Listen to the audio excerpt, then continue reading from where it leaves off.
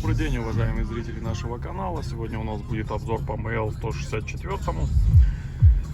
Как правильно выбрать, не попасть на всякие косяки, куда смотреть, на что смотреть. Самое главное, как можно это сделать самостоятельно, без спецподбора.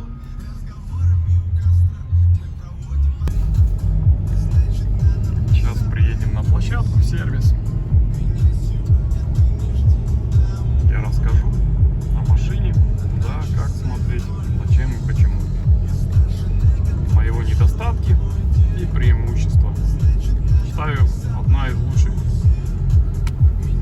машина в своем классе. Кроссовер с хорошей проходимостью.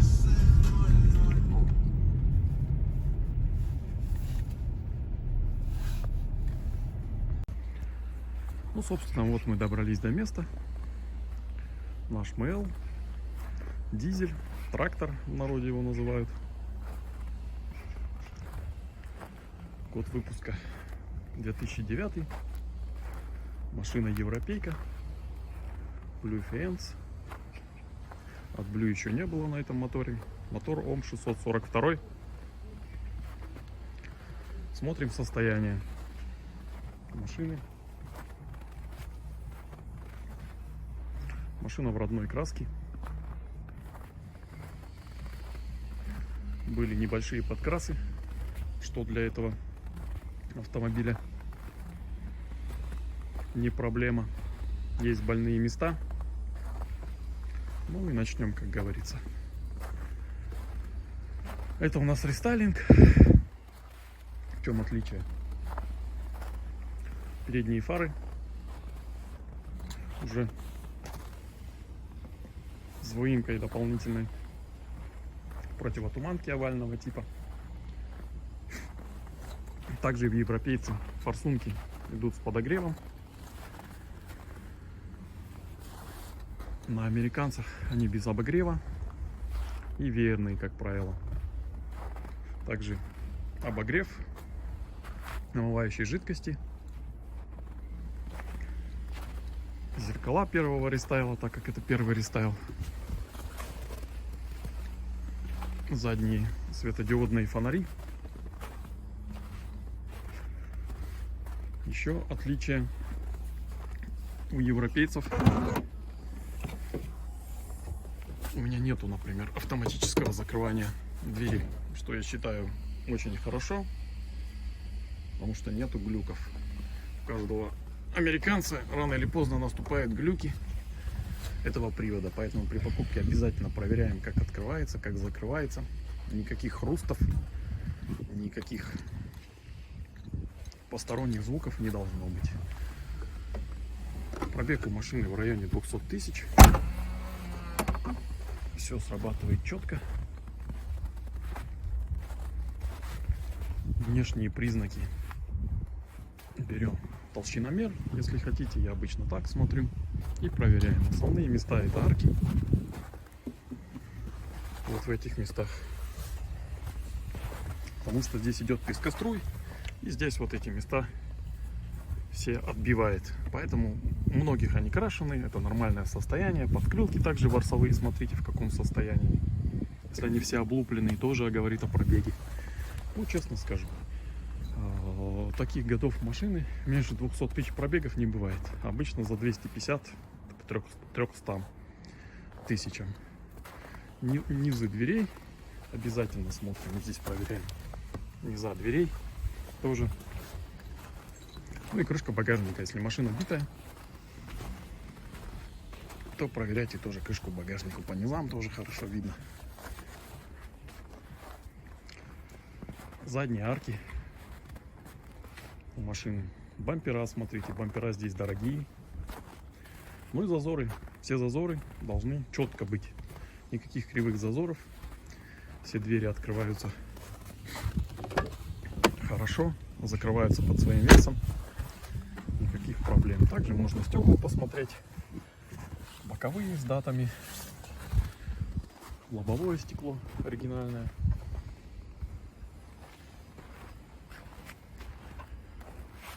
Какие изменения здесь происходили, в принципе, после рестайла по электрике?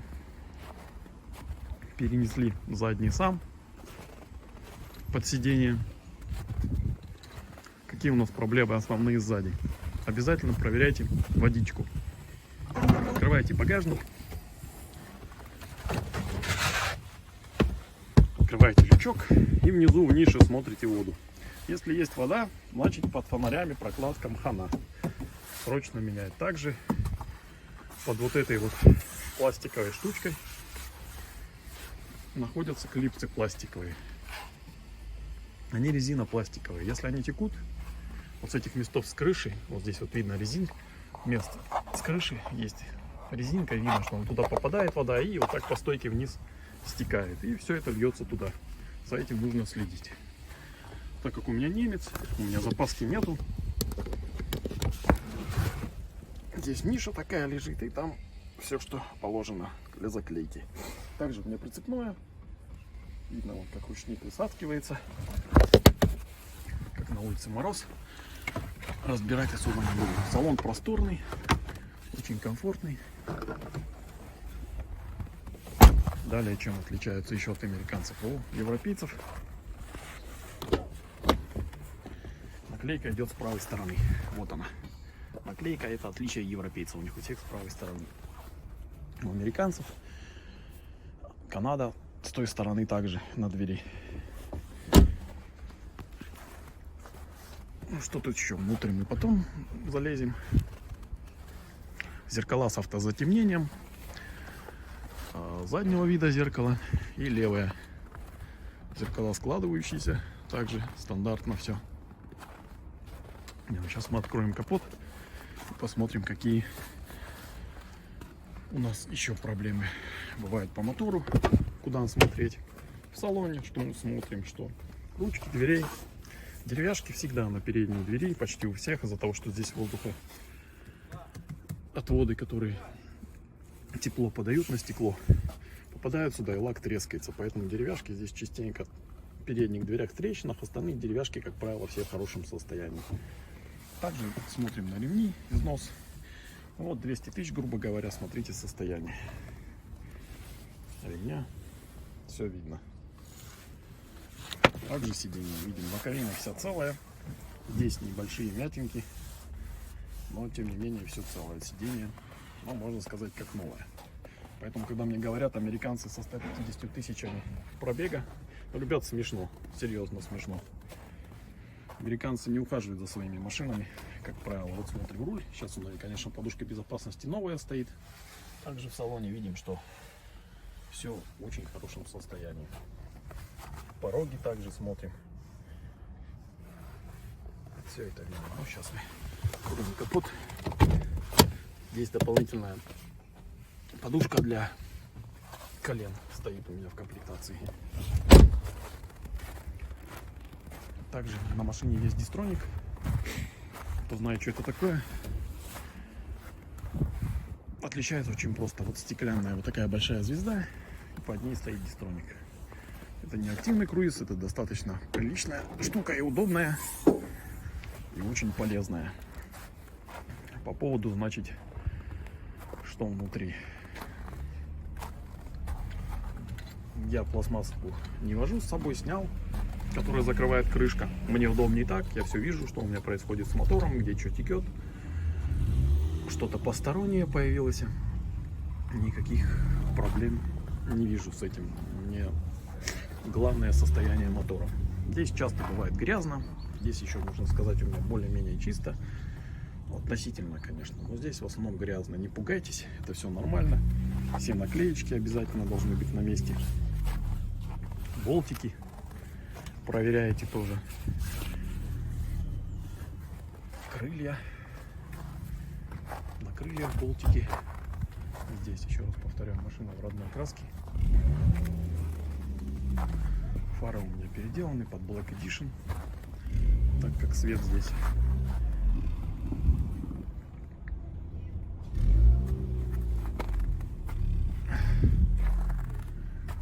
через 10 лет линза уже становится тусклая, и свет у них становится, ну, скажем так, мягко говоря, плохо светит фары.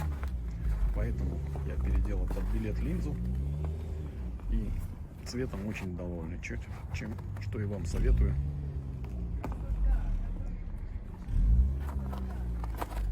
Далее, что у нас? Какие у нас проблемные места на этом моторе? Если мотор потеет в масле, здесь это видно, вот здесь вот по вакуумному усилителю, где ТНВД видно, вот где крышки вот эти, значит у нас проблема клапаном ВКГ. Обязательная замена его при покупке всегда. Еще одна проблема — чайка, то есть воздухозаборник. Здесь у меня видно, что уже переделано. Я переделал, потому что смысла не видно. Китайский покупать, они хорошо ходят. Можно заказать такой патрубок, переделать. Все это недорого стоит. Чайка новая китайская, там в районе 11 тысяч стоит. Расходники в принципе недорогие. Топливный фильтр там в районе 1500 стоит. Воздушные фильтры 1100, там 1200 где-то. Также в данной системе отключен клапан EGR. Предыдущий хозяин удалил сажу, ну и в дуру ударили катализатор. Поэтому мне здесь стоит чип. Машина едет очень хорошо. Я доволен. Масло он у меня не кушает. Машина обслужена полностью. Таких проблем в этом моторе особо нет. Цепь здесь ходит 200, 250, 300 спокойно тысяч. Рекомендации на замену 200 тысяч. Ну, обычно никто ее не меняет при первом звоне. А это слышно очень хорошо, когда цепь начинает звенеть. И этот звон ни с чем не перепутаешь. Можно, значит, произвести замену цепи. Здесь ее меняют путем вытягивания. Так что весь мотор снимать, разбирать не надо. Турбина тоже, в принципе, ходит неплохо. Проконтролировать ее можно просто снять чайку, открутить два винта. Здесь два вытащить клапан ВКГ. И визуально осмотреть турбину, чтобы не было гнутой крыльчатки. Осевой люфт допустим небольшой, перпендикулярный, то есть из стороны в сторону нет. Так, давайте заведем мотор, послушаем, как должен работать исправный мотор, нормальный. Расходники все советую поменять. Особых проблем с роликом, с мотором, вернее, нету. Ролики, то есть вот этот ролик, вот его можно отдельно также заказать. Он дорогой идет, конечно, вместе с кронштейном родным. Но он отдельно продается. Я вот находил отдельно его и заказывал так недорого. В принципе, все навесное. Тут раз, два, три ролика, 4. Ну и все, в принципе. Здесь также у меня стоит электрогидроусилитель, то есть электропомпа. Отличается от гидро тем, что руль более мягкий, инерционный. Ну, такой легкий руль. Заведем мотор.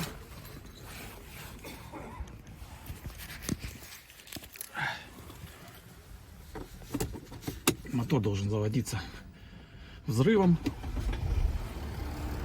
Вот так должен работать исправный мотор. Никаких посторонних звуков. Воды, как уже сказал, 200 тысяч. Мотор не трясет, ничего, ровненько, все работает. Машина при этом у вас не должна дымить.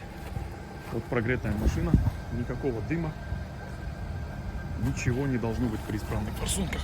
Только пар, никакого запаха. Если у вас вонючий сизый дым у машины, значит у вас неисправные форсунки. Если у вас черный дым, значит у вас проблемы с клапаном EGR и впускным трактом.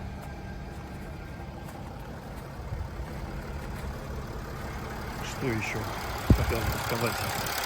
Масло от замены до замены 5В30 New исключительно. Неважно какое, без допуска огромный Мерседес, просто огроменный.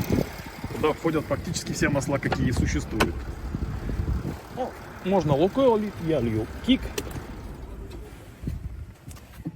Масло.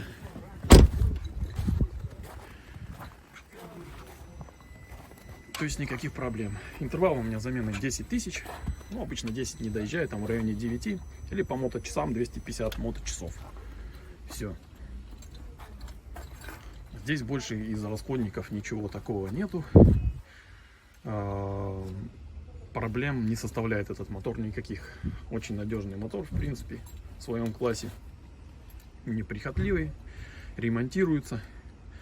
Были проблемы при покупке, надо обязательно обратить внимание на теплообменник. Он стоит внутри, вон там можно камерой под топливный фильтр. Можно снять топливный фильтр, под ним или камера залезть, или так будет визуально видно, в принципе, масло есть или нет. Или же просто поднимаете машину, снизу смотрите, там будут видны подтеки свежего масла.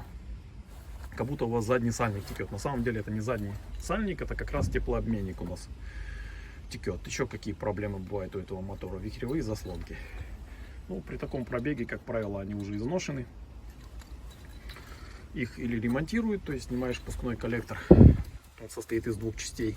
Видео есть на моем канале, как это все разбирается, что нужно менять, там все подробно описано. Разбираете или их убираете и дырки заделываете, отверстия, вернее, заделываете болтиками с герметиком. Это все тоже не так дорого стоит, никаких проблем не составляет. Бояться этого мотора не надо, он очень надежный. Обслуживайте его, меняйте вовремя масло, следите за теплообменником, чтобы давление не падало, и все будет хорошо. Будет радовать эта машина вас. Бояться тут ничего нету. Вот в среднем бывают еще проблемы, когда заливает и гниет. Вот здесь у нас в предохранителе плата бывает. И машина тонула, например, там частенько бывают проблемы с коррозией платы. Тоже не проблема, все есть на разборках. С интеркулерами тут он вверху стоит, не внизу. Тоже особых проблем нету. Все, в принципе, отлично. Я так скажу, что у меня по электрике вообще никаких проблем нету. Фу-фу-фу. Как говорится, передний сам у нас находится здесь под сиденьем, там же, где и большой аккумулятор.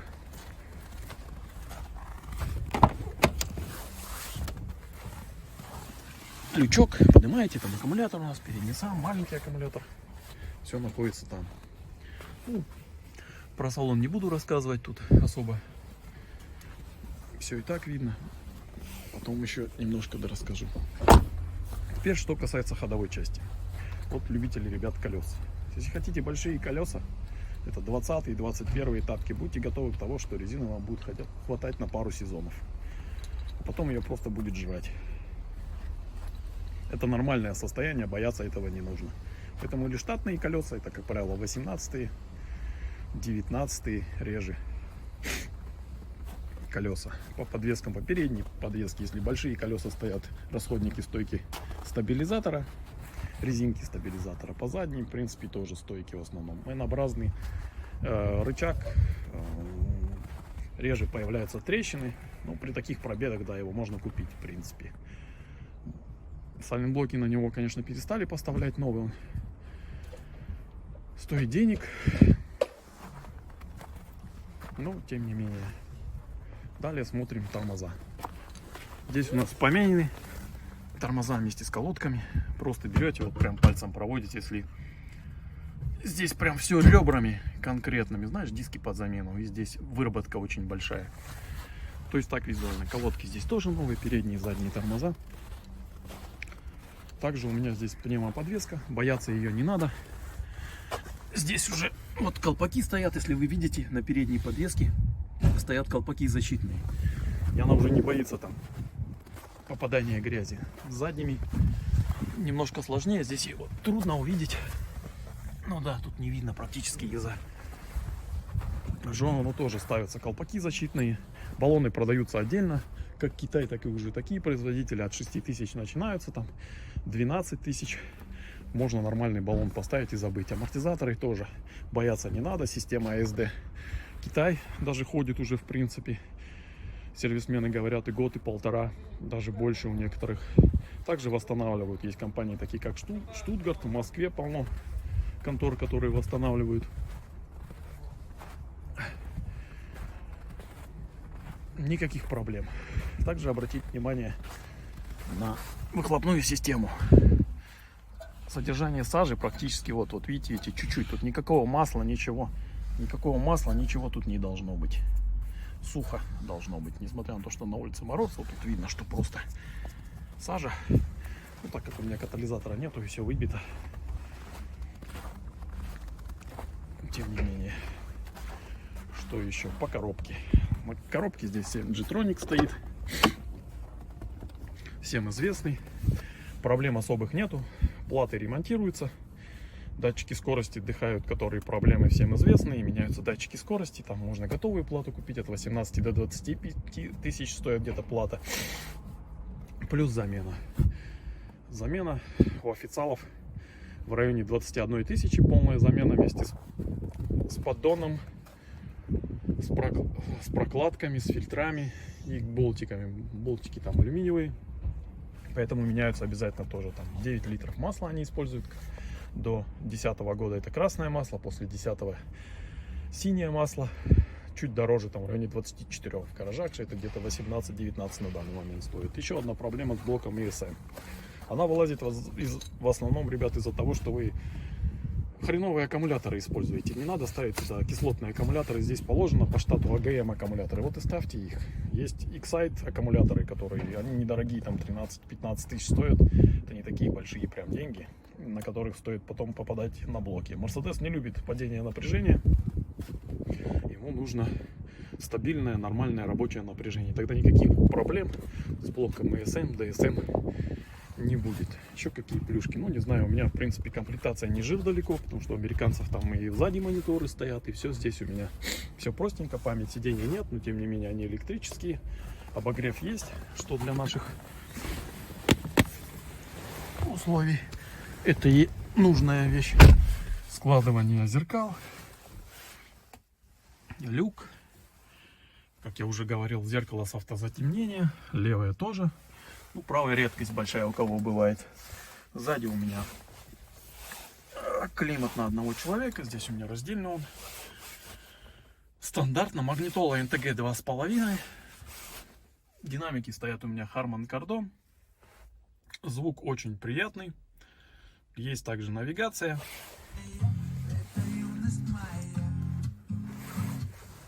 Навигация, правда, 2014 года последняя. Но, тем не менее, мой город она показывает прекрасно. Я ей часто пользуюсь, особенно маршрут, если куда-то уехал, домой нажимаю, и все, в автомате оно мне показывает, едет, и все. Что говорят про дизеля? Ну, никаких, ребят, проблем с дизелем нету вообще. Заводится с полтыка. Минус 30 я не ездил. Смысла никакого нету, дешевле взять такси и поехать. Здесь что у меня из плюшек? У меня здесь Agility включена вот этой кнопкой, я активировал. Переключаем, у меня 4 режима с лепестками. По городу передвигаюсь в комфорте.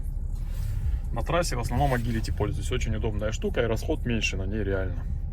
Что у меня здесь еще? AMG меню условное. Что оно там дает?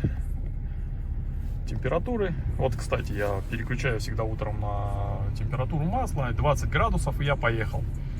Когда 20 градусов, здесь уже из сопел идет теплый воздух, довольно-таки комфортно ехать. Вообще не холодно машины, ребят. Ничего у меня на ходу там не остывает, как многие пишут, такого нету ничего. Если у вас исправный мотор, исправный термостат, все нормально. Все греется хорошо, так как здесь электрический тен стоит. Машина довольно теплая. Я всегда раздеваюсь, ездю практически там в кофте, иногда даже в футболке, если далеко куда-то еду. Система ESP противобуксовочная, все работает очень корректно. Очень безопасная машина. В плане, потому что у меня и жена ездит, как бы и ребенок у меня ездил. Так что рекомендую. Как кроссовер считаю одну из самых безопасных машин и очень комфортных. Я лично очень доволен. Можно также пневму поменять на пружины, если кто-то беспокоится, что какие-то проблемы с пневмой. Все это ерунда, ребят. Все это обслуживается, все это не так дорого стоит. Да, оригинальные, конечно, запчасти стоят далеко не дешево, но И на других машинах все то же самое. Вы думаете, на Audi или на BMW это что-то по-другому стоит? Все тоже так же. И на Lexus, например. Все стоит тоже денег конских на данный момент. Поэтому есть альтернативы, и все это недорого уже обслуживается. Далее, что еще хотел сказать. Раздатка.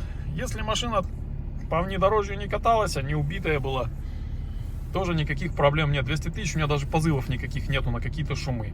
На ходу машина не должна ни стучать, ни греметь. Все мягенько, как положено в Мерседесе. Едешь и наслаждаешься. Хочешь ускориться, ускоряешься. Нажал на педальку и поехала. Ну, у меня чип тут небольшой. В штате у меня 190 лошадей в стоке. Где-то в районе 230 лошадей. Сильно я не дул, сделал именно под себя, как хотел. Поэтому никаких проблем не испытываю. Средний расход топлива по городу вот в такое время, при температуре сейчас -3, у меня где-то 12 литров получается, до 13,5 в зависимости от пробки. Если по трассе ехать от 7,5 до 8,5 тысяч, тысяч, говорю, литров на сотку.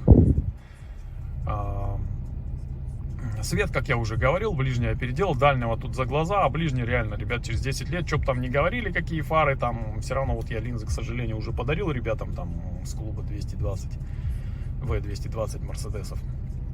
Хелловские линзы, он неплохо светит, ксенон, биксенон тут стоит фары, но тем не менее его не хватает, потому что реально устают линзы, надо все-таки ближний свет. Ну и что значит еще, на что еще можно обратить внимание? По раздатке я уже говорил, тоже там, если не убитая машина, то все нормально. Ну, она тоже так же ремонтируется. Подшипники, цепь там в районе, конечно, 20 с копейками стоит, плюс подшипники, ну, пускай там в 30-35 вы раздатку сделаете. Тоже ее хватит на всю оставшуюся жизнь. С шрусами тоже проблем нету. Если что-то произошло там, можно найти на разборе. Они продаются, пыльники на шрусы тоже встает там или еще чего-то там подходят, можно подобрать. Все это есть в интернете, в принципе, на канале у меня, да и много про эту машину что сказано. Бояться машины не надо, машина очень комфортная. Не знаю, я, честно говоря, очень доволен машиной. Единственное, что нужно понять, если вы покупаете трактор, по низу рынка не надо его покупать, иначе в него вложения будут очень немаленькие. От миллиона начиная, это самый низ, я считаю, рынка. Хорошая машина до 1,5 миллиона может стоить. С родным пробегом. Автотеку купить сейчас не проблема вообще. Посмотреть, какое состояние. Например, у меня, я третий хозяин, вся автотека зеленая, чистая. Машину найти тяжело, конечно, хорошую, но тем не менее это можно сделать. Ну, в целом, нормальная рабочая машина. В принципе, GL в 164 кузове все то же самое практически. Что еще можно сказать? О чем забыл предупредить, так сказать. Ну, основное это двигатель и коробка. Но опять же, все ремонтируется за вменяемые деньги. Ну, к двигателю надо относиться очень серьезно при подборе. Внимательно смотрите. Рекомендую диагностику подключить обязательно, посмотреть ошибочки, почитать элементарную, даже ELM-ку можно взять, посмотреть заслоночки вихревые, что там происходит у вас, свечи накала тоже. Обязательно уточните, когда их меняли, потому что если их давно не меняли, выкручивание их это еще тот геморрой. Не все берутся, но тем не менее это обязательно нужно сделать, иначе пуски зимой будут у вас проблемные. Что у нас? Солярка нормальная в стране. Лукойл, Газпром заправляюсь. Больше нигде не заправляюсь, проблем никогда не было. Страховка тоже не проблема. Ну и все-таки машина-то налоговая. Здесь 224 лошади максимально было. У меня в данной машине 190 по паспорту. Так что вот как-то так. Ну и все, состояние тут, в принципе, машины все видно. Чтобы ориентироваться, что тут еще плюшки какие. Даже не знаю, оффроуд пакет бывает очень редко. В основном это 500-е. На тракторах один раз, по-моему, видел, есть. Да, Blue Fiance есть.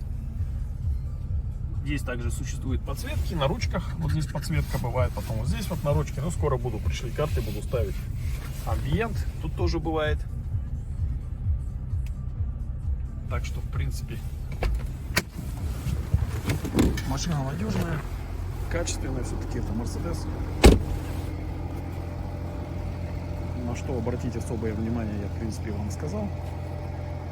Если что-то забыл сказать. Да, светодиодные фонари. Вот все жалуются, что там выгорают. Разбираются, все это ремонтируется, ребят. Руки, если растут куда надо, можно сделать это самому. Нет, так люди занимаются, можно отдать и сделать. У меня проблем никаких нету с фонарями. Тапки у меня стоят 17, их же я оставлю на зиму. Что никаких проблем по проходимости не испытываю. На лето буду брать 18, даже 19 пошире.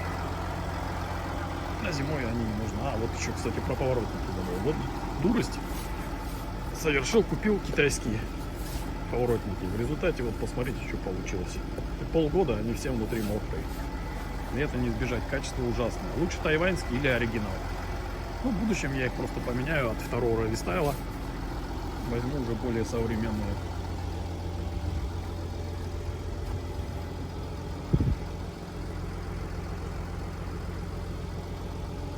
Ну, собственно, и все. Больше никогда. Компрессор. Компрессор у нас находится здесь, под бампером, с этой стороны. Даже если он работает громко, нужно провести тесты и посмотреть. Ну, признаки того, что он подыхает, в принципе, да, что он громко начинает работать. Замена его тоже не такая дорогостоящая. Китайские там 18 тысяч стоят, их тоже ставят. Ходят очень неплохо. И ремонтируются, в принципе, они тоже.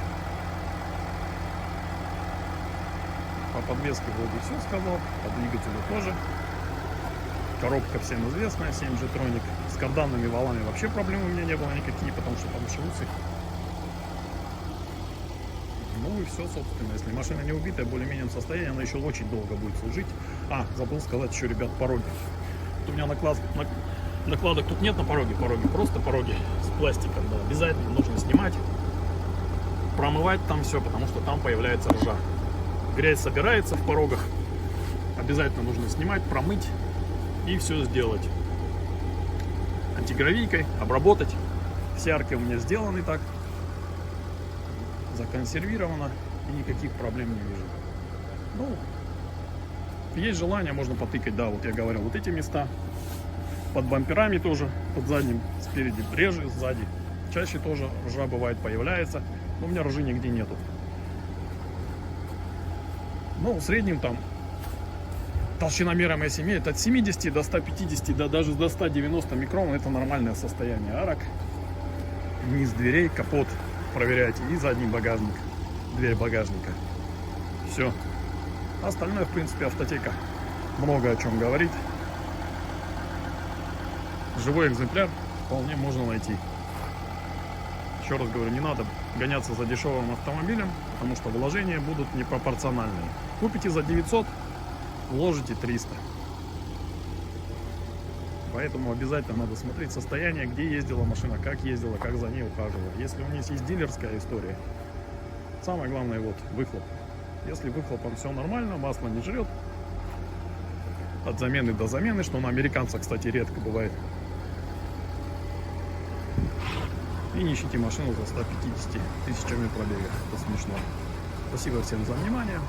Надеюсь, помог разобраться, куда смотреть и как. Ну, будем сейчас заниматься. Спасибо. Всем доброго. Хорошего дня. До новых встреч.